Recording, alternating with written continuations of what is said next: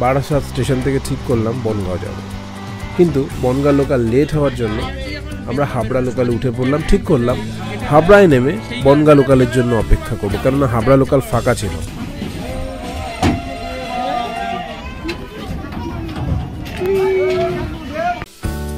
দেখলাম বনগাঁ লোকাল হাবড়া লোকালের পিছন পিছনই আসছিল। যাত্রা শুরু করলাম, কিন্তু যাত্রা শুরু করার আগে ঠিক করলাম আমরা লেবু কিনবো। এই রাস্তায় বেরালে কত মানুষ চেনা যায়, কত কাহিনী তাদের, কত কাণ্ডকার। দীর্ঘ অপেক্ষার পর অবশেষে আমরা বনগাঁ স্টেশনে এসে পৌঁছালাম। এবার এখান থেকে আমরা রানাঘাট যাওয়ার ট্রেন উঠব। রানাঘাট যাওয়ার পথে ট্রেন লাইন এখনো সিঙ্গেল, মানে এই লাইনে এখনো ক্রসিং হয়, তবে এই রাস্তা সম্পূর্ণ গ্রামগঞ্জের মধ্যে দিয়ে যায়। দুই পাশে 12 মাসেই চিরহরিৎ।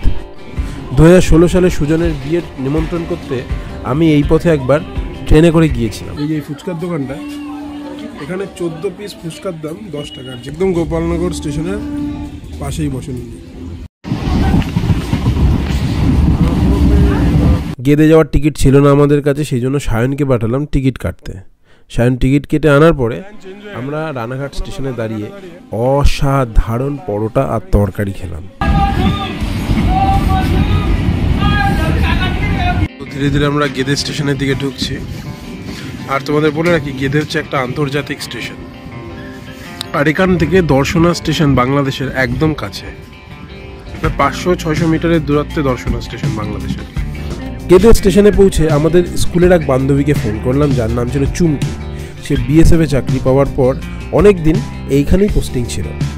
সে আমাদের জানালো যে আমরা কোন পথে গেলে কাঁটাতারের খুব কাছে যেতে পারবো এবং সেখানে দৃশ্য মাধুর্যও খুব সুন্দর। জিনিস বলি তোমাদের, এই গেদে হচ্ছে ভারতবর্ষের একটা অন্তিম স্টেশন।